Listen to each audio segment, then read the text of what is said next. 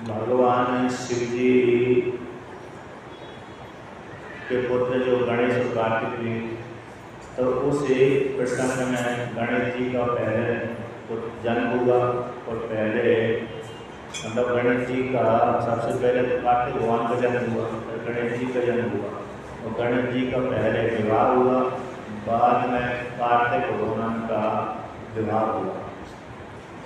किसी कल्प विशेष में जब भगवान यानी कार्तिक भगवान रूप के चले गए, हमेशा हमेशा के लिए दक्षिण भारत में चले गए, कभी कभी लौट कर चले जा रहे, नहीं तो शिव जी के साथ इतने नहीं कर सकते यदि नहीं पर दक्षिण भारत में रहते, तो रूट करके चले जाने से तो कहते हैं उनकी कुमार संज्ञा हो गई, क्योंकि गणेश ने पहले विवाह कर लिया, गणेश जी का पहले विवाह हुआ, इसलिए रूट के चले गए। तो रूट के चले जाने मात्र से वहाँ पर कुछ काल तक रहने से उनकी लोक में कुमार नाम की संज्ञा हो गई, इसलिए कुमार कार्तिक कहलाते हैं। अब दक्षिण भारत में जाकर के उन्होंने किसी राजा की कन्याओं से विवाह किया, किसी राजा की 2 कन्याएं थी, उन 2 कन्याओं के साथ भगवान कार्तिक का विवाह हुआ। आपने फोटो देखा होगा, एक फोटो पर कार्तिक भगवान मयूर के ऊपर बैठे हुए, एक दाएं में उनकी पत्नी बैठी, एक बाएं में उनकी पत्नी बैठी हुई है, तो उनके 2 विवाह हुए। गणेश भगवान की भी दो पत्नियां हैं, कार्तिक भगवान की देव सेना नाम की एक पत्नी है ही है, लेकिन इसको सेना है, लेकिन यहाँ पर ये किसी राजा की कन्याओं से उन्होंने विवाह किया था, लेकिन उनकी संतान हुई नहीं हुई ये प्रसंग ज़्यादा नहीं किया, लेकिन गणेश जी की संतान शुभ और लाभ, इन 6 और लाभ, ये 2 संतान हुई, और जो हम घरों के सामने देखते हैं शुभ लाभ वे वही है। तो अब आगे कहते हैं तारकासुर को भगवान कार्तिक ने मारा था, और तारकासुर को मारा तो उस काल में तारकासुर के 3 पुत्र पैदा हुए थे। मरने से पहले जो उसने राज किया हुआ उस काल में उसके 3 पुत्र हुए थे, तारकाक्ष, दिलमानी और कमलाक्ष। ये बड़े बलवान थे, युद्ध में ये मारे नहीं गए थे, तारकासुर के साथ उस पक्ष में युद्ध करते थे, लेकिन ये युद्ध में मारे नहीं गए। जब नहीं मारे गए तो उस काल के उन्होंने वहीं पर अपने राज्य में राज किया। इसके पश्चात इनको इच्छा हो गई क्यों हम ना भगवान की तपस्या करें, ब्रह्मा जी की तपस्या करें, फिर वरदान प्राप्त करें, फिर तीनों लोगों के ऊपर शासन करें। ऐसा इच्छा करके इन तारकासुर के 3 पुत्रों ने भगवान ब्रह्मा जी को निमित्त बना करके तप किया। तो कहते हैं सबसे बड़ा तो कहते हैं तारकाक्ष था। तारकाक्षस्तु तज्जेष्ठो विद्युन्माली च मध्यमान् कमलाक्षः कनीनाश्च सर्वे कुलबलासुरा। तो कहते हैं सबसे बड़ा तारकाक्ष नाम का था, दूसरा विद्युन्माली नाम का था, तीसरा कमलाक्ष नाम का था। और तारकाक्ष तारकासुर का पुत्र था, अथवा तारे के जैसे इसके नेत्र थे, जैसे वो तारा जैसा दूर से देखने पर जैसा दिखता है उसके जैसे इसके नेत्र हैं। अथवा दूसरा विद्युतमाली, विद्युत बिजली, माली यानी चमकने वाला, धारण करने वाला, विद्युत के जैसे चमकने वाले इसके नेत्र हैं। और कमलाक्ष, कमल के जैसे इसके नेत्र हैं, तो कमलाक्ष हो गया। तो ये तुल्य बल हमेशा कैसे थे, समान बल वाले थे, अर्थात इनमें ज़्यादा, किसी में ज़्यादा हो किसी में कम हो, ये समान बल के थे। हो सकते थोड़ा तरह में भाव हो गया, सामान रूप से बात कह देते हैं समान बल वाले। जैसे कभी कभी अतिशय युक्ति पुराणों में देखी जाती है, आपने सुना होगा कि भगवान जब आते हैं किसी देवता सभा में अथवा किसी सभा में अथवा कोई ऋषि आता है, तो वहाँ पर आपने ये सुनकर रखा होगा कि इनके शरीर से करोड़ों करोड़ों सूर्यों को प्रकाश निकल रहा है। अब वहाँ पर से यदि ऐसा भगवान के शरीर से प्रकाश निकले करोड़ों करोड़ों सूर्य समान, तो कोई व्यक्ति भगवान को नहीं देख पाएगा कि भगवान है अथवा नहीं। एक सूर्य का प्रकाश ही हमारे सामने मुसीबत पैदा कर देता है गर्मी के समय, अथवा हम सूर्य के पास में जाएं तो वो सूर्य का प्रकाश है हमको देखने ही नहीं देगा।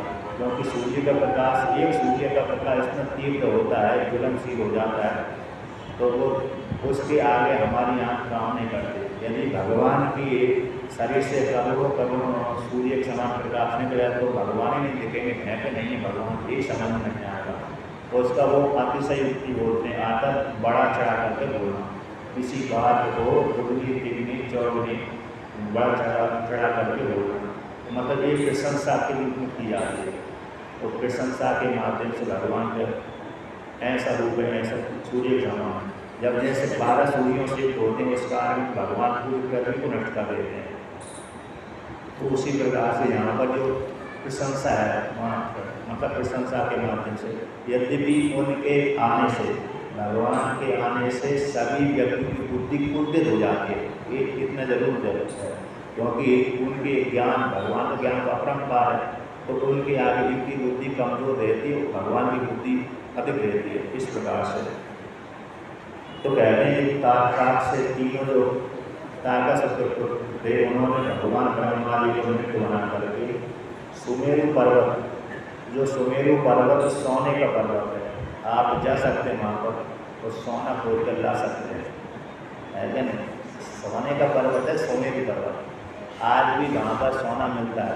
यदि कोई जाए सुमेरु पर्वत में उसको दिख जाए और जाए तो उसके भाग्य में तो सोना मिल जाता है, यदि भाग्य में नहीं है तो सोना नहीं मिलेगा।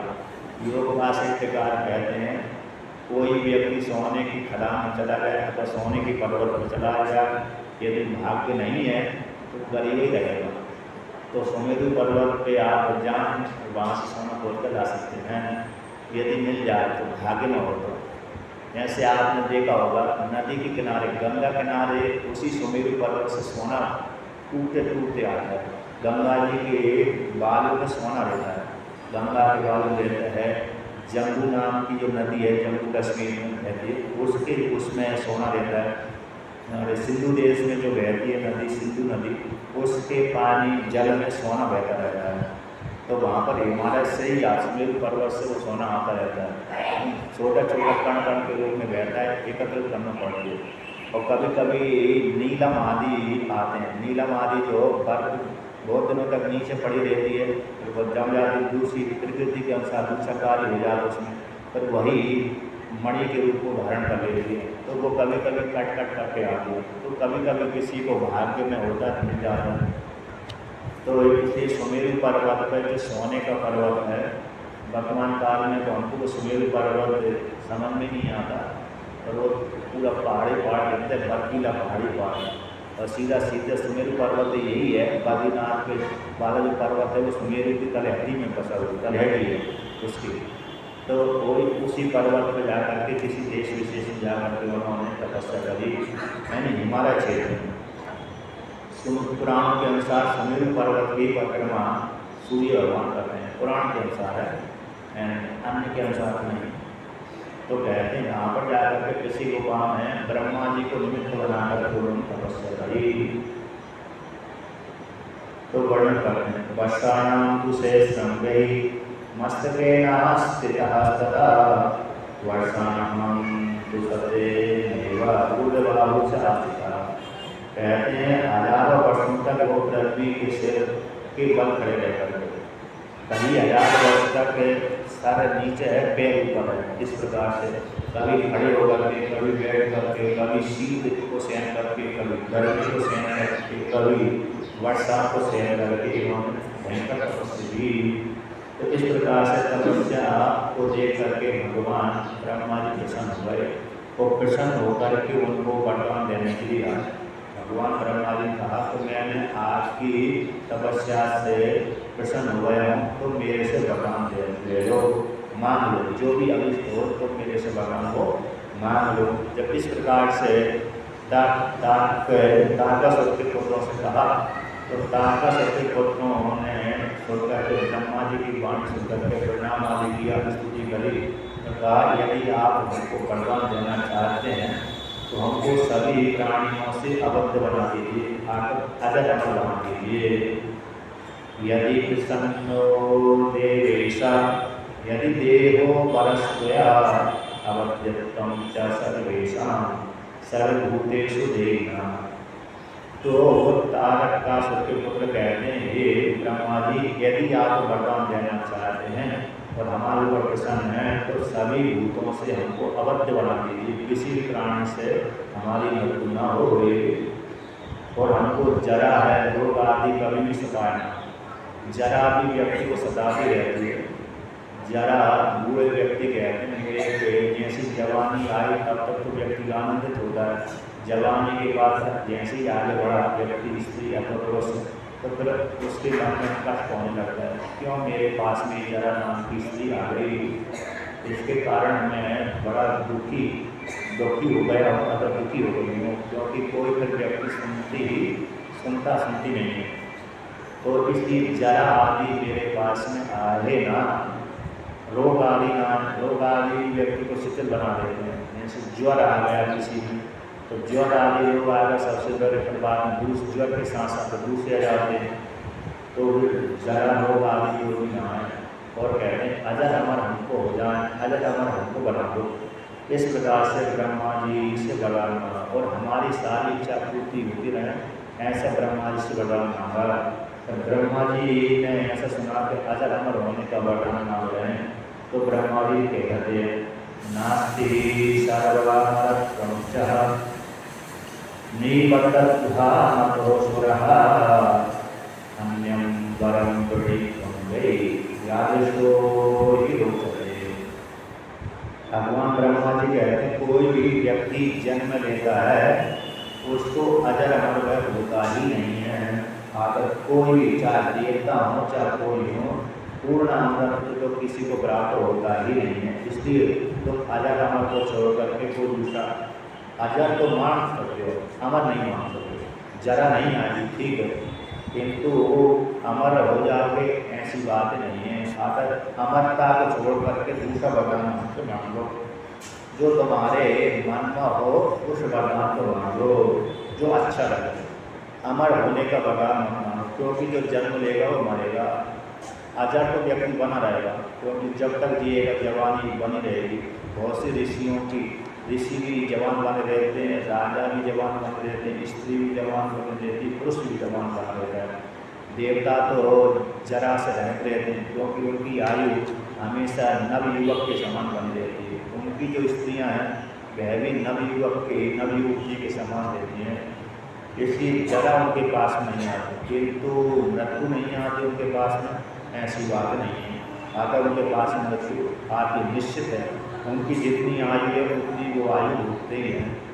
इसके बाद जैसे यहाँ से व्यक्ति कोई स्त्री पुरुष से मर कर के स्वर्गलोक में गई तो उसके पास में जरा नहीं आती, तो किंतु मृत्यु जरूर आती है। उस स्त्री पुरुष के पास में जरा नाम का जो रोग नहीं आता, किंतु मृत्यु जरूर आती है। इसलिए यह तुमको जो भी अच्छा लगे तो वरदान मेरे से मांगो, मृत्यु को छोड़ करके। जो अतः मृत्यु के उपाय को बचने के लिए ऐसा वरदान मांग लो, नियम बना लो कि इससे मेरी मृत्यु बच हो सके। तो आगे कहते हैं, ऋते च खंड परशो काल कालाद हरिस्ततः तो धर्म परम व्यक्त व्यक्त रूपण। कहते हैं भगवान शिव जी और भगवान विष्णु ये दोनों ही काल से परे हैं, बाकी सबकी मृत्यु होती है, इन दोनों की मृत्यु नहीं होती। ये धर्म और अधर्म से परे रहते हैं। हर व्यक्ति धर्म और अधर्म से जुड़ा रहता है।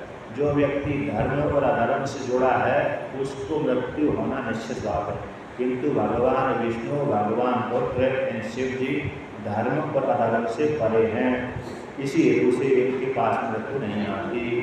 ब्रह्मा जी भी इन हिरण्यगर्भ जो ब्रह्मा जी बनते हैं वह भी अपने पुण्य के प्रभाव से ब्रह्मा रूप हिरण्यगर्भ बनते हैं। इसलिए फिर उनको भी 100 वर्ष की आयु होकर के त्याग करना पड़ता है। अथवा फिर बाद में उपनिषदों के अनुसार यहाँ पर भी वर्णन किया है पुराण में, भगवान विष्णु को भी अपने शरीर छोड़ना पड़ता है, फिर भगवान शिव जी को भी शरीर छोड़ना पड़ता है, फिर निर्गुण परमात्मा को चले जाते हैं। फिर बाद में फिर पुनः जब सृष्टि करते हैं निर्गुण से पुनः माया को लेकर सबल बनते हैं, सबल के बाद फिर रुद्र बनते हैं, रुद्र बनने के बाद फिर विष्णु बनते हैं, विष्णु के बाद फिर ब्रह्मा बनते हैं, फिर ब्रह्मा बनने के बाद फिर देवता आदि रूप में दिखते हैं। इसलिए तुम अमर होने से कितने कोई दूसरा वरदान मांग लो, अमर को अमरता को छोड़ दो और दूसरा को ईश्वर की रुचि के अनुसार वरदान मांगो। तो इस प्रकार से ब्रह्मा जी ने कहा, तो ब्रह्मा जी की वाणी सुन करके उन्होंने कहा कि हमको हमारे पास में कोई ऐसा कोई नगर नहीं है, पुर नहीं है जिसमें हम शत्रुओं के द्वारा भयभीत न हो, इसलिए हमको ऐसा पुर प्रदान करें। हम तीनों के लिए, तीनों भाइयों के लिए एक पुर, 3 पुर प्रदान करें जिसमें हमारे शत्रु प्रवेश न कर सकें। आकर विश्वकर्मा के द्वारा हमको एक 3 पुर बना के दीजिए, बनवा दीजिए, जो लोहे का, चांदी का और सोने का हो। ये पुर कहते हैं 1000 वर्ष बाद मिले आपस में, 1000 के बाद ना मिले, तो कोई भी देवता इनकी तरफ आँख उठा करके देख न सके, कोई भी शत्रु इसमें प्रवेश न कर सके, और हम किसी भी देवता के हाथ से ना मारे जाए, मात्र शिव जी के हाथ से छोड़ दें। तो शिव जी तो हमारे इष्ट देव है, तो शिव जी हमारे इष्ट देव हैं, तो हमको क्यों मारेंगे। बाकी अन्य विष्णु है, ब्रह्मा जी हैं, इंद्र आदि देवता हैं, प्रतिलोक के राजा, राक्षस, दैत्य आदि किसी के हाथ से हमारी मृत्यु ना हो। तो शिव जी तो किसी से द्वेष करते नहीं है। तो शिव क्यों नहीं करते, क्योंकि सभी के पूज्य शिव जी। ज़्यादातर देखा गया है कि भगवान शिव जी की पूजा हर कोई करता है, स्त्री पुरुष तो करते हैं, जैसे देवता सामान्य हैं जो देवता भी करते हैं और राजा भी करते हैं, किंतु राक्षस आदि भी भगवान शिव जी की आराधना करते हैं, किंतु दैत्य असुर भगवान विष्णु की आराधना बहुत ही कम करते हैं। जो ज़्यादा भक्त हुए, भगवान की प्रति ज़्यादा निष्ठा आस्तिक बुद्धि है, वही भगवान विष्णु की आराधना करते हैं, नहीं तो ज़्यादातर है भगवान विष्णु शिव जी की पूजा होती है सर्वत्र लोक में। विष्णु भगवान की पूजा बहुत ही मतलब असुर आदि कम करते हैं, असुर दैत्य भगवान विष्णु की पूजा नहीं करते, उनको अपना नहीं मानते, बल्कि शिव जी को ही हर कोई पूजा करता है। इसलिए ज़्यादातर मंदिर भगवान शिव जी की है, विष्णु भगवान के मंदिर बहुत ही कम है। विष्णु है, भगवान है, राम है, कृष्ण है, इनके मंदिर थोड़ी थोड़ी जगह पर है, किंतु भगवान शिव जी के मंदिर सर्वत्र पाए जाते हैं, क्योंकि पूजा में भी सरलता है और मन बनाने में कोई मतलब पूजा करने में कोई प्रतिबंधक ज़्यादा नहीं है, नियम ज़्यादा नहीं है।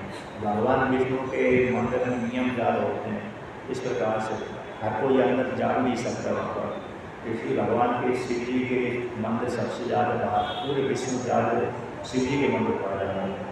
तो भगवान शिव जी हमारे पूजनीय हैं, इसलिए वो तो हमको मारेंगे तो हम दूसरे घास से हमारी मृत्यु न हो, ऐसा हमको वरदान दीजिए। और वो जो भवन निर्माण करते रहेंगे उसमें सारी व्यवस्था हो, ऐसी व्यवस्था न हो, तो भवन तो दे दिया, भोजन की कोई व्यवस्था नहीं है, रहने की कोई व्यवस्था नहीं है, टहलने आदि की भ्रमण करने की कोई व्यवस्था न हो, सारी व्यवस्था हो, इच्छा के अनुसार चलने वाले हो, ऐसा भवन निर्माण करने के लिए करके हमको दे दीजिए। जब इस प्रकार से वरदान मांगा तो वरदान को सुनकर के भगवान ब्रह्मा जी ने तथास्तु बोल दिया। इसके पश्चात भगवान ने ब्रह्मा जी ने मय नाम के दानव को बुलाया और बुलाकर कहा कि इनको 3 पुरों को निर्माण करके दे दो जिसमें सारी व्यवस्था हो, जो पृथ्वी लोक में ऐसी व्यवस्था पाई न जाए, ऐसी व्यवस्था इनको दे दो। स्वर्ग लोक की जितनी सामग्री हो इस पुर में निर्माण कर दो। तो मय दानव ने भगवान ब्रह्मा जी की आज्ञा लेकर के 3 पुर बनाए। तो कहते हैं ततो मय से तपसा चक्रे धीरासु पुराण था वांछनम तारकाक्षस्य कमलाक्षस्य गजराजम विद्युतमान्यायसं चैव त्रिविधं दुर्गेमोत्तमम्। मय नाम के जो दानव है उस दानव ने 3 पुरों का निर्माण किया। कहते तारकाक्ष को सोने का पुर निर्माण करके दे दिया। सोने का दीवार आदि नहीं होगी, क्योंकि पूरा सोना रहेगा तो व्यक्ति खाएगा पिएगा क्या, सारा सोना नहीं हो सकता है। तो आकर दीवार आदि है और बर्तन आदि है, अन्य सामग्री है जो विवाह करने के योग्य है वो सोने की है। बाकी वृक्ष भी थे, वहाँ पर जल भी था, तालाब आदि थे, पशु भी थे, ऋषि मुनि भी सब रहते थे। तो सोने का जो महल बना करके एक बड़ा विमान, जो विमान कभी कभी कितना बड़ा हो सकता है, एक प्रदेश के बराबर है, एक प्रदेश के बराबर इतना बड़ा विमान बना करके दे दिया। एक सोने का बना दे दिया, दूसरा चांदी का बना दे दिया, दूसरे कमलाक्ष को और विद्युत माली को लोहे का बना करके दिया। तीनों पुत्रों को बना करके इसमें यहाँ पर वर्णन करते हैं। जिस एक एक महल बनाया, एक एक घर बनाया, हर घर के सामने एक एक शिवलिंग, शिव जी का मंदिर बनाया। कोई सा ऐसा घर नहीं था जिस घर के सामने, जिस घर के अंदर शिव जी का मंदिर न हो। ऐसा कोई भी घर नहीं था जिस घर में अग्निशाला न हो। ऐसा कोई घर नहीं था जहाँ पर पढ़ने के लिए स्वतंत्र, अध्ययन करने के लिए स्वतंत्र हो, उतना निवास स्थान न हो। अर्थात हर घर में ये सारी व्यवस्था रखी थी कि स्वयं एक तो शिव जी का मंदिर, एक अग्निशाला अग्निहोत्र कर्म करने के लिए, एक व्यायामशाला, एक जो अध्ययन करने के लिए जो गुरुकुल है अध्ययन करने की, वो सारा ये सारी सारांश सुसज्जित थी। अतः सारे वहाँ के स्त्री पुरुष शिव जी के भक्त थे। इसलिए बिना शिव जी के पूजा किए कोई भी व्यक्ति जल भी पान नहीं करता था। जैसे आप लोग कभी कभी नियम धारण कर ले, नहीं धारण किया तो आप कर सकते हैं, लेकिन बिना पूजा किए ना तो जल पान करें ना ही भोजन करें। चल भोजन जल पान कर सकते हैं किंतु भोजन तो ना करें, ऐसा नियम धारण कर सकते हैं। तो यहाँ पर वर्णन कर रहे हैं, रुद्रालय प्रतिगृहम अग्निहोत्र प्रतिष्ठित ही दुजोत्तम शास्त्र विद्यहि शिव भक्ति हृदयेश्वरा। कहते हैं प्रत्येक घर में शिवलिंग है, शिव जी का मंदिर था। प्रत्येक घर में अग्निहोत्र शाला थी। अर्थात प्रतिदिन वहाँ के जो पुरुष थे अग्निहोत्र करना करते थे। प्रत्येक घर में दुजों से युक्त, वो पूरा नगर कैसा था, दुजों से, ब्राह्मणों से युक्त था। और ब्राह्मण भी ऐसे नहीं कि मूर्ख नहीं थे, बड़े विद्वान थे, शास्त्र थे, वो सारे शिव भक्ति से रखते थे। तो ऐसे वहाँ पर पुरुष निवास करते थे। अब स्त्रियों का वर्णन करते हैं। जितनी भी वहाँ की उनकी स्त्रियाँ थीं वो सारी स्त्रियाँ पातिव्रत धर्म का पालन करने वाली थी। सभी अपने पतियों की सेवा करने वाली थी, पवित्र रहती थी। यदि कोई दूषित भी स्त्रियाँ नहीं होंगी तो वो पातिव्रत के प्रभाव के कारण अन्य स्त्रियों के दर्शन करके वो भी पवित्र हुई। जितनी भी स्त्रियाँ वहाँ पर रहती थी वे सारी पातिव्रत धर्म से युक्त होती थी। कोई भी गलत स्त्रियाँ गलत आचरण नहीं करती थी। जब स्त्रियाँ गलत नहीं करती थी पुरुष भी गलत नहीं करते थे, पुरुष गलत नहीं करेंगे तो स्त्रियाँ भी गलत नहीं करेंगे, दोनों प्रकार से होता है। यदि स्त्री गलत है तो पुरुष भी कभी कभी गलत हो जाता है, यदि पुरुष गलत है तो स्त्री भी गलत हो जाती है। तो वहाँ के सारे स्त्री पुरुष धार्मिक थे, अगर शिव जी की भक्ति करते थे। सारी स्त्रियाँ पातिव्रत धर्म से युक्त रहती थी, इसलिए सभी वहाँ पर वैदिक आसन बहुत अच्छी प्रकार से चलता रहता था। जितने भी बालक बालिका आदि थे उत्पन्न होते थे, वह भी सारे बालक बालिका शिव जी की भक्ति से युक्त होते थे। तो कभी भी वहाँ पर उनको संकट की प्राप्ति नहीं। जब जितने काल तक वो रहे तब तक वहाँ पर जितनी भी स्त्रियाँ हैं पुरुष हैं सभी को सुख आनंद की प्राप्ति भरपूर रूप से प्राप्त होती रहती थी। क्योंकि जब हम बने रहते थे रोग आते नहीं थे, वो जो मांगते थे इच्छा करते थे वही वस्तु उनको प्राप्त हो जाती थी। इस प्रकार से अब जो भी वहाँ पर रह करके सारे शिव जी की भक्ति करते रहते थे। अब भक्ति करते करते करते रहते भोग राज भोगते कई हजार वर्ष व्यतीत वहाँ पर हो गए। स्त्रियों को भी सुख की प्राप्ति हुई, पुरुषों को भी सुख की प्राप्ति। और सारे वहाँ पर जितने भी धार्मिक अनुष्ठान करने वाले वैदिक धर्म से युक्त थे, किसी से राग द्वेष नहीं करते थे, आपस में राग द्वेष नहीं करते थे।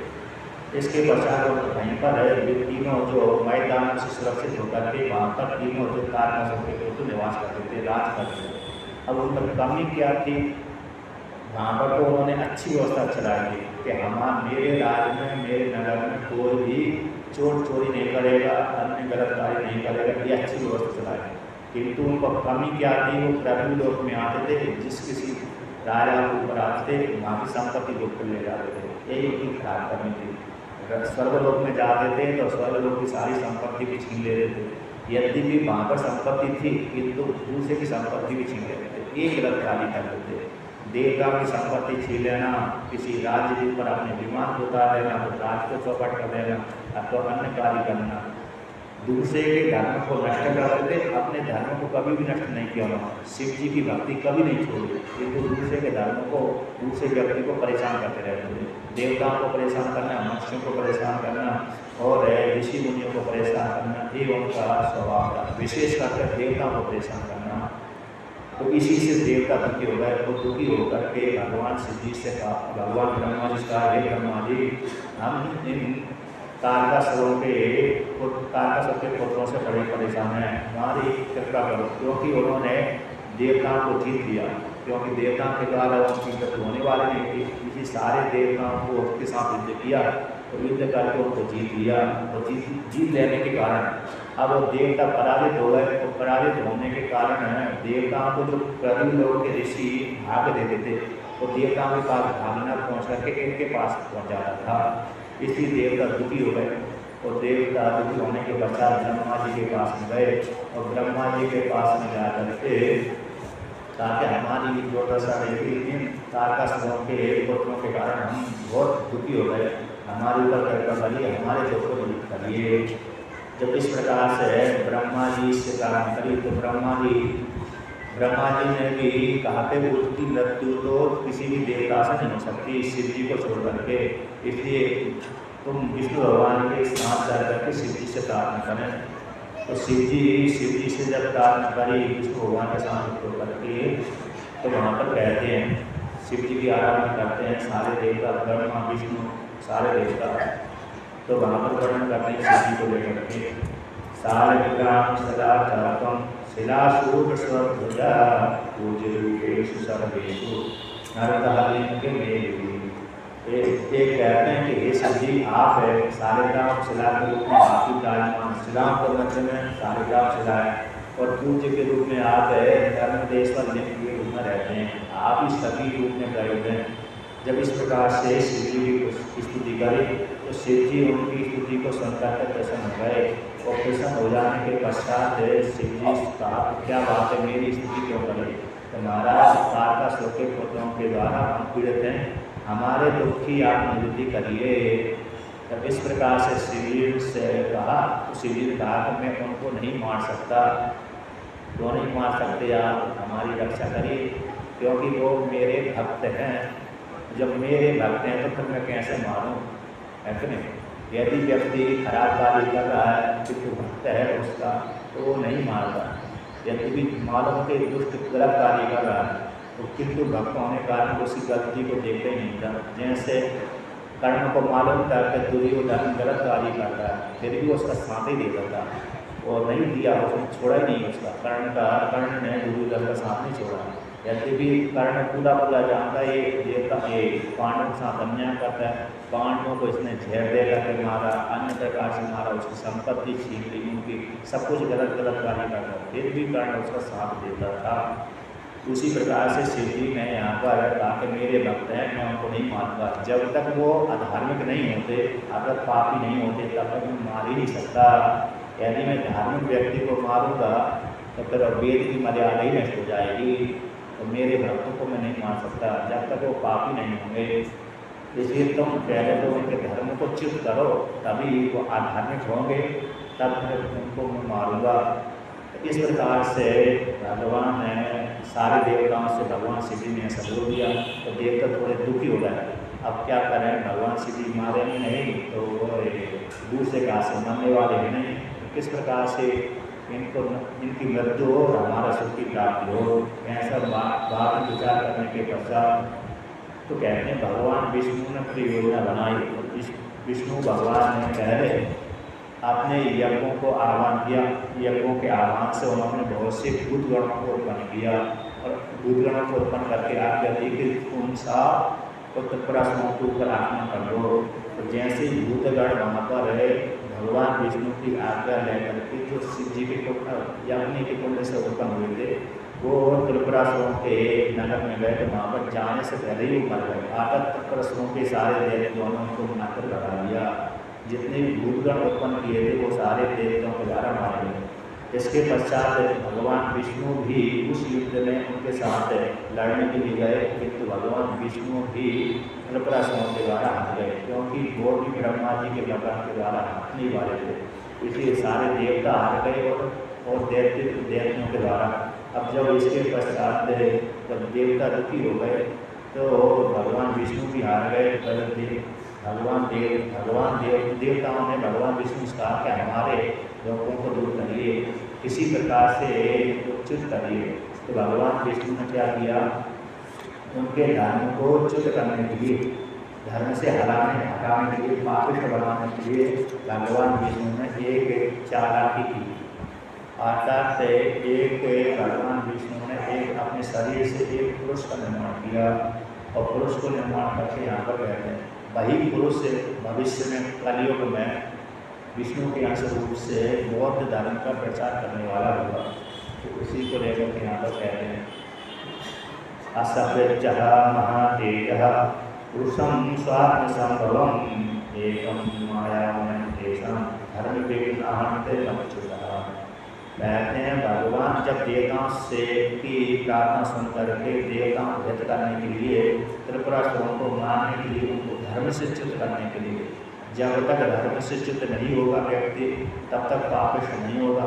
पापिष्ट नहीं होगा तो फिर कोई भी देवता ऋषि मुनि भगवान भी नहीं मान सकते उसको। तो कहते हैं उन धर्म को नाश करने के लिए, धर्म विघ्न करने के लिए भगवान विष्णु ने अपने शरीर से एक पुरुष को उत्पन्न किया, मायामय पुरुष को उत्पन्न किया।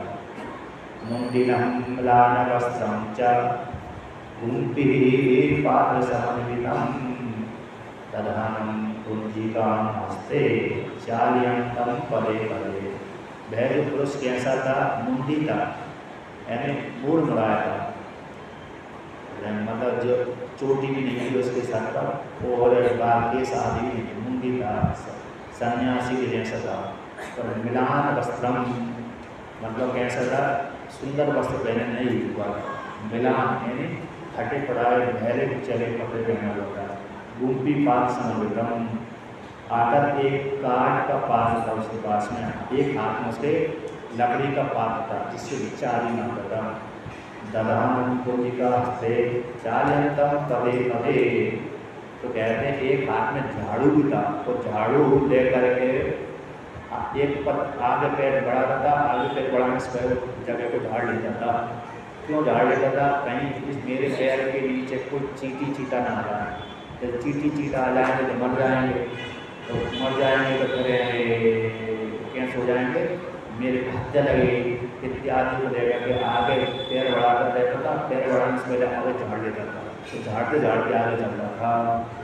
तो आपने देखा होगा कोई जैन साधु भी इस प्रकार से चलते हैं और बौद्ध है तो ज़्यादातर कहते हैं ददान कुंजी का हाथ में झाड़ू ले करके एक एक पैर बढ़ाता था, वो पैर बढ़ाते जब चलता था आगे झाड़ते भी चलता था।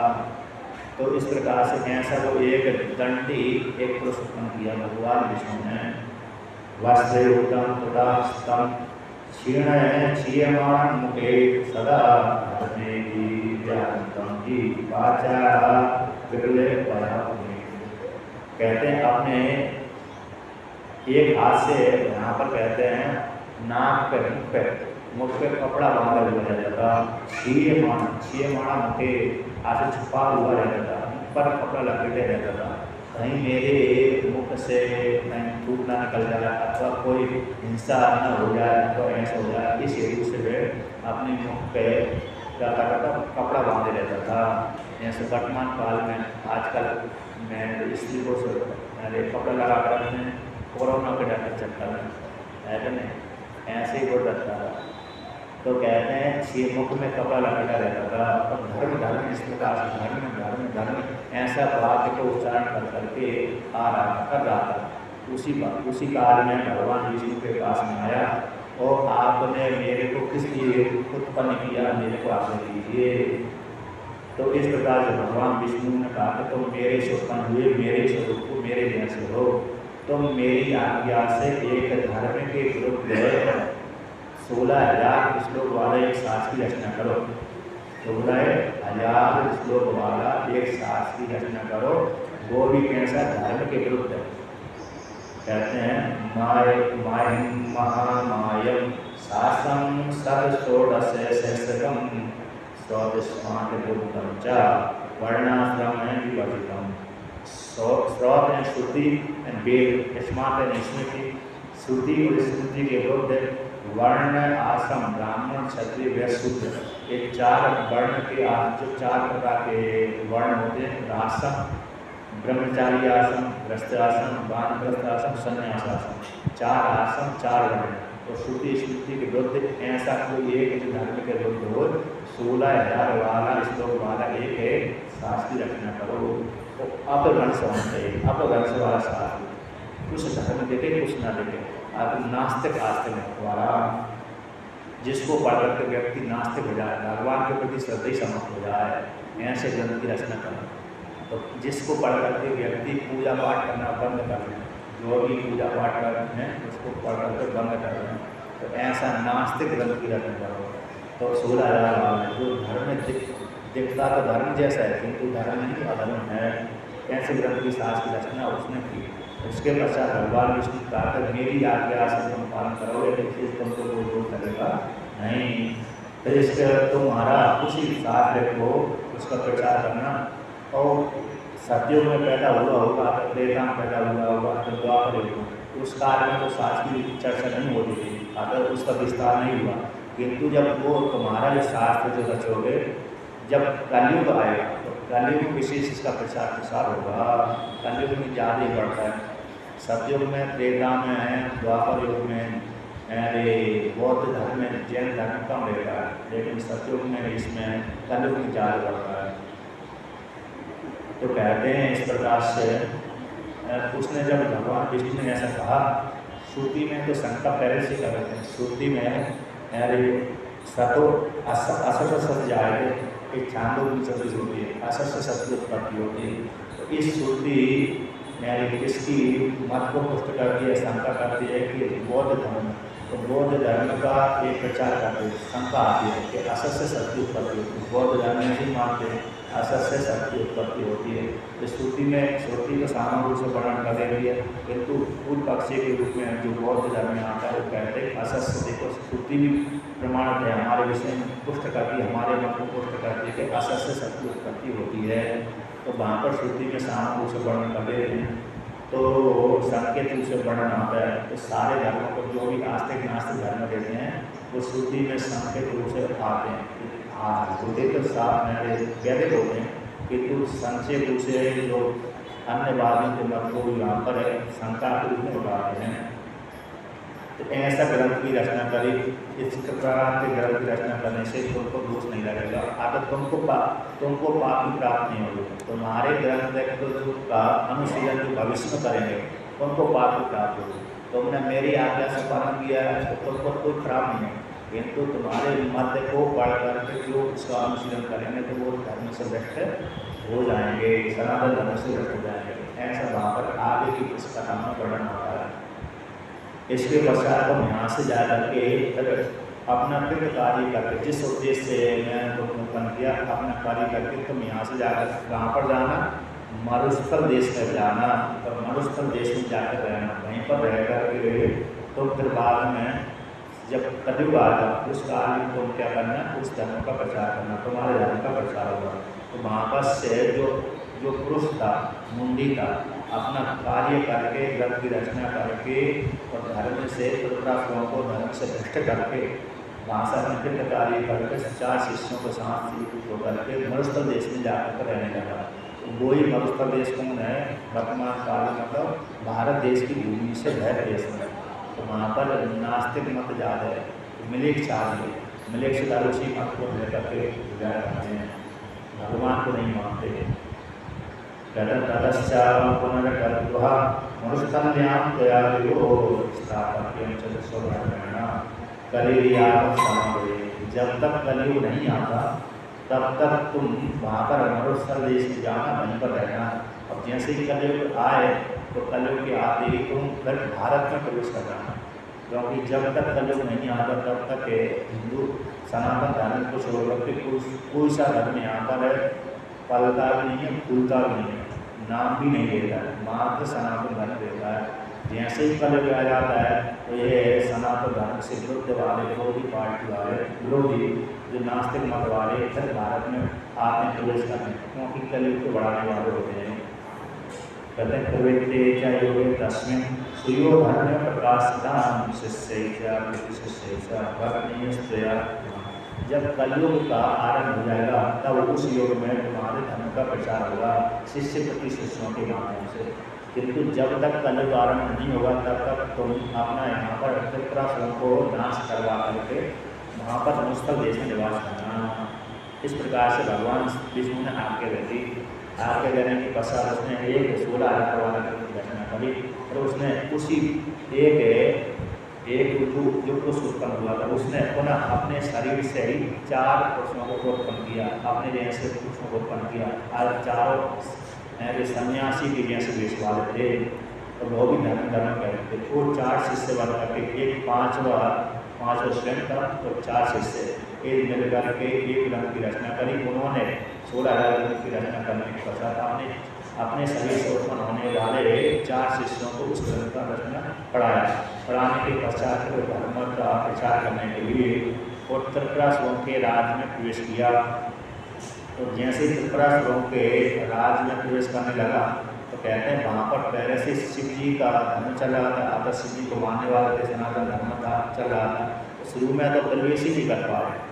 जब प्रवेश नहीं कर पाए तो पुनः वही शिव जी विष्णु भगवान के द्वारा उत्पन्न होने वाला पुरुष गंडी पुरुष अपने शिष्यों के साथ आया तो कहने लगा कि मैं तो वहाँ पर प्रवेश ही नहीं कर पाया, आप मेरे प्रवेश करने की आज्ञा दीजिए, शक्ति प्रदान करिए। तो भगवान विष्णु ने कहा तो मेरी माया से मोह करके मैं तुमको शक्ति प्रदान कर रहा हूँ और मेरी माया के प्रभाव से तुम उससे नगरों में प्रवेश कर जाओगे। इसके पश्चात भगवान विष्णु की माया के प्रभाव से वह पुरुष अपने 4 शिष्यों को जो स्वयं के शरीर से उत्पन्न हुए थे 5 मिल करके वहाँ पर त्रिपुरासुरों के महल में प्रवेश कर गए और महल में प्रवेश मतलब राज में प्रवेश कर गया। तो राज में प्रवेश कर धीरे धीरे से उन्होंने धर्म का प्रचार किया और धीरे धीरे से प्रचार किया। तो कहते हैं धर्म में बढ़ा ही नहीं, उनका जो नास्तिक धर्म है बढ़ा ही नहीं। क्यों नहीं बढ़ा? क्योंकि पहले तक सामान्य रूप से उन्होंने धर्म का प्रचार आम व्यक्ति के ऊपर किया था। आकर स्त्री पुरुषों को उपदेश किया और सारे स्त्री पुरुष शिव जी की सेवा करते भक्ति कर रहे थे तो किसी ने उसकी तरफ ध्यान नहीं दिया। आता उससे उन मत को स्वीकार नहीं किया। जब देखा कि मेरा मत तो प्रचार नहीं हो रहा फिर पुनः भगवान विष्णु के पास में किस प्रकार से प्रचार होगा। भगवान विष्णु ने नारद जी को आह्वान किया, हे नारद जी तुम वहाँ पर जाइए, मेरा शिष्य बनिए और शिष्य बन करके धर्म का प्रचार करिए, नास्तिक धर्म का, जिससे धर्म से चित हो इनकी गति हो और झूठा धारण कर लिए। झूठा मतलब झूठा शिष्य बन जाइए और झूठा शिष्य बनने के पश्चात क्या करना? धर्म का प्रचार करना। इसके पश्चात सबसे पहले कहा था तुम राजा को शिष्य बनाना और राजा को शिष्य बना ले तो राजा को मानो, प्रजा अपने आप ही शिष्य बन जाएगी।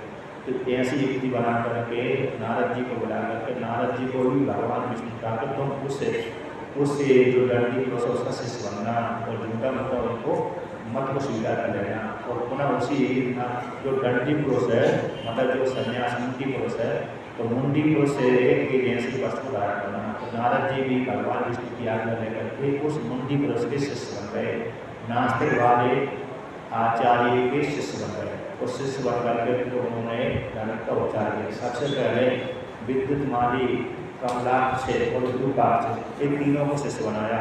जब राजा को शिष्य बनाया तो राजा ने प्रजा को बना दिया। तो सारे व्यक्ति क्या करने लगे? धर्म को छोड़ करके नास्तिक मत को स्वीकार करने लगे। फिर बाद में जब राजा बन गया तो प्रजा भी बन गए। फिर जो शिव जी की पूजा करते थे सारे देवी देवी मतलब जो अनुष्ठान आदि करते थे वो सारे शिव जी की पूजा करना बंद कर दिया। और फिर इसके पश्चात कहते हैं जो स्त्रियाँ पातिव्रत धर्म का पालन करती थी उनको पातिव्रत धर्म को च्युत करने के लिए कहा कि तुमको यदि सुख चाहिए तो पति को वश में करो। तो वशीकरण मंत्र का प्रयोग कर दिया, वशीकरण मंत्र को सिखा दिया। इससे तुम्हारे पति तुम्हारी अधीन रहेंगे, दूसरे के पास में नहीं जाएंगे। तो जब उन स्त्रियों ने वशीकरण मंत्र आदि सीख लिया तो अपने पति को वश करने वाले मंत्र का प्रयोग करने लगे और वह भी स्त्रियाँ पातिव्रत धर्म से च्युत हो गई। तो और भी इस प्रकार से धर्म के विपरीत उपदेश करते जब सारे व्यक्ति शिव जी की भजन पूजन करना बंद कर दिया और पाप कर्म करने लगे और झूठ बोलने लगे। पहले सत्य बोलते थे, जब नास्तिक धर्म से कोई भी शास्त्र पढ़ेंगे तो वहाँ पर झूठ बोलना सिखाते हैं, झूठ बोलना सिखाते हैं तो झूठ बोलना चालू कर दिया, सत्य बोलना बंद हो गया। तो सत्य बोलना बंद हो गया, अन्य हिंसा चालू कर दिया, चोरी करना चालू हो गया। तो उस प्रकार जैसे धार्मिक के सात्विक विद्या को चोरी करना, सत्य बोलना नहीं, सत्य बोलना सिखाते, चोरी करना नहीं सिखाते। अधर्म को निषेध करके धर्म को पुष्ट कर दिया। हमने जो धार्मिक ग्रंथ से इतर वाले ग्रंथ ऐसे धार्मिक वाली चीज़ सिखाते ही नहीं, खाओ पियो मजे मारो, ऐसी शिक्षा देते हैं।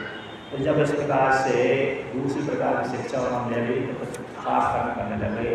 तो पाप कर्म करने लगे तो भगवान नारद जी देखा कि पूरा हो गया, वहाँ से पुनः आए। नारद जी ने तो अपने उस जो मन को ढूंढा आरोप किया था वो तो त्याग दिया। नारद जी को क्योंकि भगवान शिव जी के भक्त थे, विष्णु भगवान के शिव जी के भक्त थे, सनातन धर्म को प्राप्त करने वाले थे।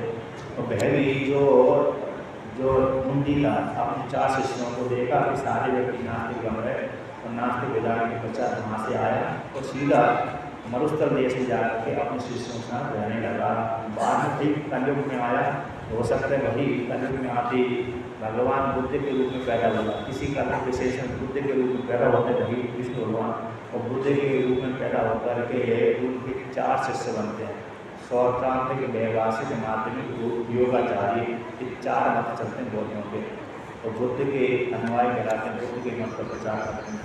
तो इसके पश्चात भगवान शिव जी से देवताओं ताकि सारे व्यक्ति पाप कर्म करने वाले हो गए, इसलिए आप मारो। तो भगवान शिव जी से प्रार्थना करते हैं, साधु नहान दक्षिणार्थाय हंतव्या मलेक्ष जातया तस्या महादेवा सुदर्शी प्राण रक्षता। हे महादेव, देवताओं के ऋषि के प्राण के रक्षक, आप साधुओं की रक्षा करने के लिए इन मलेक्ष जाति को मारो। तो इस प्रकार से जो मलेक्ष जाति कहलाती है वो मांस का भक्षण करने वाले, तो इसको कहते हैं आप एक मलेक्ष जाति को मार दो, हनन कर दो साधुओं की रक्षा करने के लिए। जब इस प्रकार से भगवान शिव जी से प्रार्थना करी तो भगवान शिव जी ने भी कहा, देखा ध्यान लगा कर देखा सारे मलेक्ष बन रहे आता हिंसा प्राण हो गए और दिल से धर्म को त्याग कर दिया। अब मेरे को मारने में कोई कष्ट नहीं प्राप्त होगा। इसके पश्चात शिव जी ने कहा कि पहले मेरे को ऐसा कोई रत्न प्रदान करिए जिस पर बैठ करके मैं अर्थात उन देवताओं को मार सकूँ। तो सारे देवताओं ने भगवान शिव जी के लिए रत्न बनाया। तो उन्होंने भी एक वरदान मांगा था तारकासुर ने कि जब भगवान शिव जी अद्भुत रथ पर बैठ करके किसी अद्भुत बाण से युक्त होकर के हमको मारेंगे तभी बाण युक्त हो, अन्यथा न हो। तो अद्भुत रथ का निर्माण किया। जब तक अद्भुत रथ में सामान्य रथ पर बैठ करके भगवान शिव जी भी यदि हमको युद्ध करने के लिए आए तो हमारी उनके आसन को न हो, किंतु भगवान शिव जी अद्भुत रथ पर बैठ करके उस पर बैठ करके जब हमारे सामने करने आए तो एक ही बाण से हम तीनों का नाश हो, तीनों भाइयों का नाश हो जाए। एक ही बाण से, 2 बाण की जरूरत नहीं है, एक ही बाण से जब हमारे तीनों पर एक के ऊपर एक आए, नीचे जैसे 3 है, एक के नीचे 1000, एक के ऊपर 1000, तभी एक ही बाण से शिव जी के हाथ से हमारे कदम अन्यथा न हो। यदि 3 पुर अलग अलग ऐसी दिशा में रहेंगे तो नहीं होंगे, 3 पुर ऐसे एक ही लाइन होना चाहिए तभी हमारे मृत्यु हो, और एक ही बाण से हो, 2 बाण से न हो। तो भगवान शिव जी ने कहा कि जब तक मेरे को रथ नहीं मिलेगा तब तक मैं कैसे मारूंगा, बिना रथ के कैसे लड़ूंगा। इस प्रकार से भगवान शिव जी ने ऐसी प्रार्थना करी तो भगवान विश्वकर्मा ने भगवान शिव जी को लड़ने के लिए एक अद्भुत रथ का निर्माण किया। इसी को शिव महिमा में वर्णन करते हैं। शिव महिमा में एक 18वां श्लोक आता है, उसको कहते हैं ततः छोड़ीयंता सतदिति लगे क्रोधनुरतो कथांगे कंतातो तत्चरण पाणि सतदिति विदक्षोस्ते कोयं त्रिगुण तृणमाणंबर विदेयंतो न खलु परमंता प्रभुया। इस लोग वहाँ पर आकर इसी कहानी को लेकर रचना की गई। कहते हैं पृथ्वी को रथ बनाया, भगवान ब्रह्मा जी रथ के साथी बने, सूर्य चंद्रमा रथ के पहिया बने, सुमेरु पर्वत धनुष बना, भगवान विष्णु बाण बने। के संक्षेप से वर्णन किया। ऐसे भगवान शिव जी ने इस प्रकार का रथ का निर्माण विश्वकर्मा के द्वारा करवा करके त्रिपुरासुरों को मारा। तो वहाँ पर कृष्ण कर दिया पुष्पदंताचार्य भगवान ने, अरे आपने ये दिखावा क्यों किया, आडंबर क्यों किया? जिस परमात्मा के संकल्प मार्ग से सृष्टि होती है वही परमात्मा उनको मारने के लिए इतने अपना निर्माण करते हैं। दिखाना आपको क्यों दिया? क्योंकि आप लीजिए तो आपके अधीन रहती हैं। तो एक त्रिपुरासुर भी कैसा है, तृण के समान। अब तृण को जलाने के लिए इतनी भयंकर विशाल आग जलाओ, यहाँ से सामग्री लाओ, इकट्ठी कर आग जलाओ, जब बड़ी आग लगेगी तब तृण जलेगा। ये तो कोई दिखाव पे कोई चीज नहीं लगती, सटीक बात नहीं करते। तो आपने त्रिपुरासुर जो तृण था उसको जलाने के लिए क्या इतना बड़ा आडंबर करा? तो इस प्रकार से तो यहाँ पर कहते हैं कि दिखाने के लिए नहीं बल्कि भक्ति बढ़ाने के लिए, भक्ति बढ़ाने के लिए इस प्रकार से भक्तों को कल्याण करने के लिए, दूसरों को यश देने के लिए भगवान शिव जी ने ऐसा किया। जैसे भगवान श्री कृष्ण ने भी कहा, मैं अकेला इसे गोवर्धन पर्वत को धारण नहीं कर सकता, तो जब तक डंडी नहीं लगा, जब तक तो मेरे को सहारा नहीं देंगे। यदि भी धारण तो भगवान ने ही किया था, लेकिन साथ उनको यश दिया, तो दूसरे को यश देने के लिए भगवान ने इस प्रकार से कार्य करते हैं। यदि भी भगवान के संकल्प से ही सृष्टि होती है, संकल्प से संहार होता है। इसलिए इसमें दोनों दिखाना भक्ति को बढ़ाने की ऐसा कृष्ण किया। तो यहाँ पर वर्णन करते हैं कि भगवान शिव जी का भयंकर रथ है, अद्भुत रथ है, भूतमय संपूर्ण मैंने भूतों का रथ बनाया, 5 भूतों पृथ्वी का रथ बनाया, स्वर्ण का रथ बनाता। तो कहते हैं सूर्य चंद्रमा उससे रथ के पहिए थे और 12 पहिए में डंडे लगे रहते हैं। तो जो 12 आदित्य होते हैं, एक पहिए में जो मतलब 12 जो आदित्य हैं, एक पहिए के 12 डंडे थे, अरे थे, और दूसरे पहिए में 16 अरे थे। भगवान शिव जी का दोनों पहिए समान नहीं थे, एक पहिए में तो एक चक्र में तो 12 अरे लगे थे, डंडे लगे थे, एक चक्र में 16 अरे लगे थे। तो कहते हैं 12 आदित्य भगवान एक पहिए में जुड़े हुए थे। वो 16 जो प्रतिपदा से रह करके अमावस्या तक जो 16 तिथियाँ होती हैं चंद्रमा की, तो कला कराती हैं, तो 16 कला एक पहिए में लगे हुए थे। वो सूर्य चंद्रमा पहिया ही बने हुए थे। तो आगे वो कहते हैं सारी रीतियाँ हैं, संवत्सर है, उत्तरायण है, मुहूर्त है, द्युलोक है, इंद्रियाँ हैं, चारों वेद है, शिक्षा, कल्प है, नृत्य है, व्याकरण है, छंद है, ज्योतिष है, पुराण है, न्याय है, मीमांसा है, धर्मशास्त्र है, ये सारे उस भगवान शिव जी के रथ में जुड़े हुए थे। वर्ण आश्रम, 4 ब्राह्मण क्षत्रिय वर्ण, ब्रह्मचर्य व्यस्त वाक्य, 4 आश्रम, सारे देवता, सारी नदियाँ, उन सब भगवान विष्णु भगवान शिव जी के रथ में जुड़े हुए थे, किसी न किसी अंग में जुड़े हुए थे। और भगवान विष्णु कहते 4 वेद घोड़े बने थे, बासुकी नाग रस्सी बना हुआ था, कोई जुआ बना हुआ था, ऋषि मुनि भी पूजा घंटियाँ बने हुए थे, और नदियाँ झालर भी बनी हुई थी, पताका भी बनी हुई थी।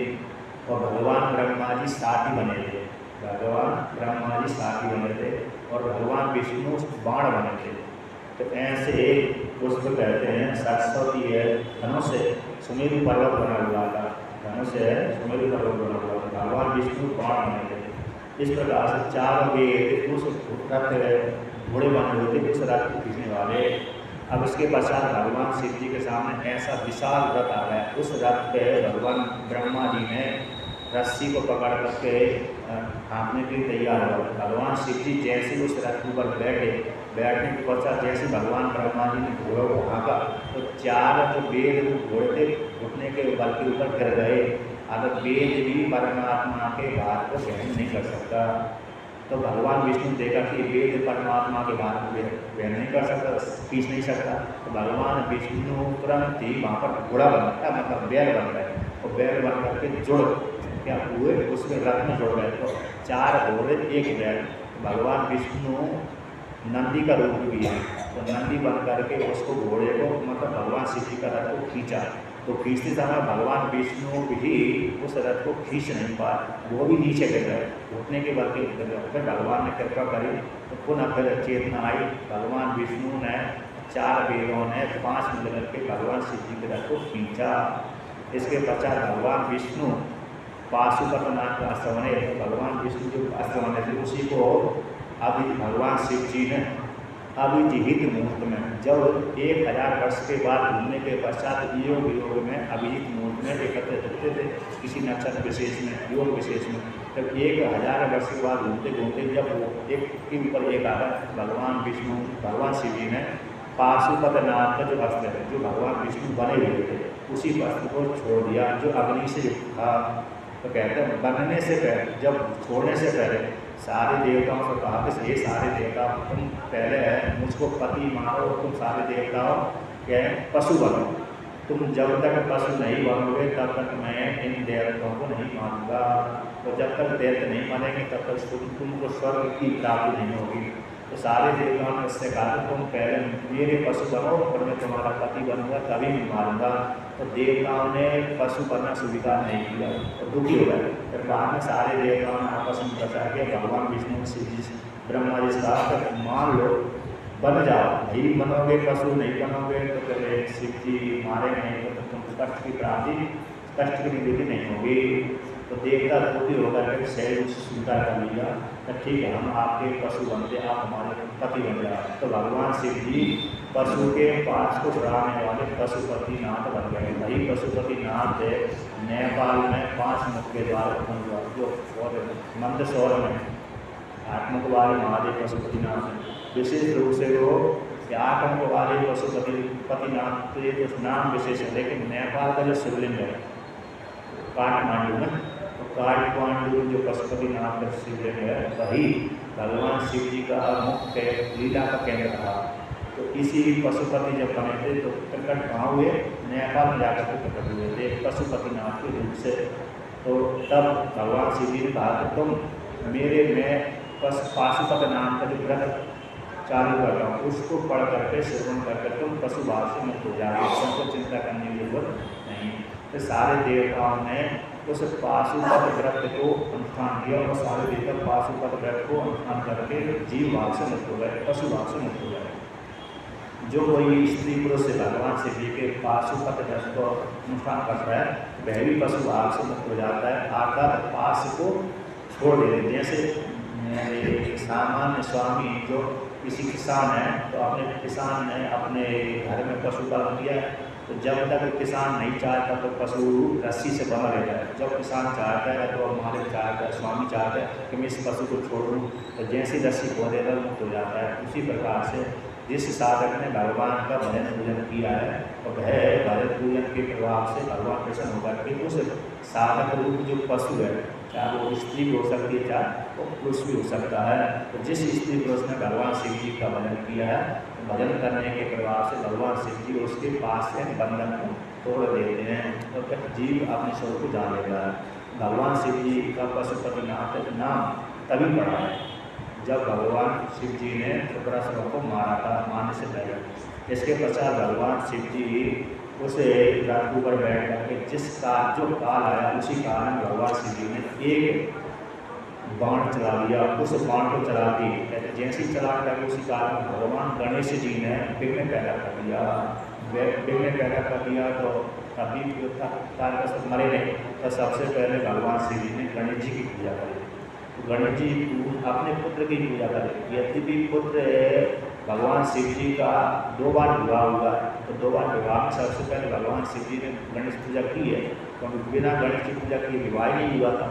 तो वहाँ पर शंका कर दी तो गणेश जी का पुत्र है, पूजा किसी करी उन्होंने, क्योंकि गणेश तो भगवान शिव जी से पैदा होते हैं, पार्वती के पुत्र हैं, तो पार्वती से पैदा होती पहले गणेश की पूजा हो गई, मतलब ये तो संभव नहीं है। गणेश जी को पुत्र की पूजा कैसे कर सकते हैं? तो कहते 5 नित्य वो होते हैं, देवता होते हैं, ब्रह्मा यानी सूर्य भगवान, विष्णु भगवान, पार्वती, दुर्गा, शिव जी और विष्णु। ये 5 नित्य देव होते हैं जिनको स्मार्ट बोलते हैं। ये पहले से नित्य बने रहते हैं। वही जो गणेश है, जो नित्य गणेश है, वही बाद में शिव जी के पुत्र के रूप में पैदा होते हैं। तो आदि गणेश की पूजा भगवान शिव जी ने की। वही शिव जी ने विवाह में गणेश की पूजा करते हैं। पार्वती का विवाह हुआ तब भी गणेश की पूजा होती थी, और सती के विवाह हुआ था तब भी गणेश की पूजा होती थी, क्योंकि सती के विवाह होने तक तो गणेश दिखते नहीं है। पार्वती का विवाह होता है, बाद कुछ काल के बाद गणेश पैदा होते हैं। किंतु जो आदि गणेश थे उसी वही आदि गणेश शिव जी के पुत्र बनते हैं और उसी की पूजा होती है। तो यहाँ पर गणेश की विग्रह पैदा किए तो भगवान शिव जी ने गणेश की पूजा करी। पूजा करने के बाद फिर मारा तो एक बाण मारा, एक बाण से तीनों बाण, एक बाण जैसे चलाया पाशुपत नाम का जो बाण था वह जिस काल में छोड़ा उसी काल में उस पाशुपत नाम के बाण ने अग्नि से प्रज्वलित होकर के तीनों पुरों के एक साथ भिड़ा कर दिया। तो पूरे पुरों में आग लगा दी। तो जैसी आग लगने लगी तो वहाँ पर जो भी स्त्री पुरुष बच्चे बच्ची बावली जितने भी सोना चांदी लोहा आदि हो अग्नि के द्वारा जल गया। सोना भी अग्नि में पिघल जाता है और चांदी भी अग्नि में पिघल जाता है और लोहा भी अग्नि में पिघल जाता है। और जितने भी उसमें घर आदि थी, जल आदि था और वस्तु आदि थी और जो भी स्त्री पुरुष आदि थे वो आगे के चक्कर में आकर सारे जल पर भस्म हो गए। इसके पश्चात कहते हैं वो जो तीनों पुर है, तीनों पुर जल भस्म होकर के किसी समुद्र के बीच में जाकर गिरे, टापू के ऊपर जाकर गिरे। किंतु वहाँ पर बचने वाले कौन है? जैसी त्रिपुरासुर में आग लगी भगवान शिव जी की ओर के आ गए तो त्रिपुरासुर के जो तीनों भाई वो थे तारकाक्ष, विद्युत, माली, कमला, उन्होंने जान लिया कि भगवान शिव जी ने हमारे ऊपर क्रोध किया है। आकर तो वो जान कर के हमने शिव जी की भक्ति छोड़ दी, इसलिए भगवान शिव जी ने हमको दंड दिया है। दंड देने के पश्चात हमारे ऊपर शिव जी ने कृपाई की है। तो उसी समय जिस काल में जल रहे थे उसी काल में भगवान और तारकाक्ष कहता है तद भाव भाविता बुद्धि जाते जाते भवति लभते अस्माभिः यद् प्राप्यः सुरासुरैः।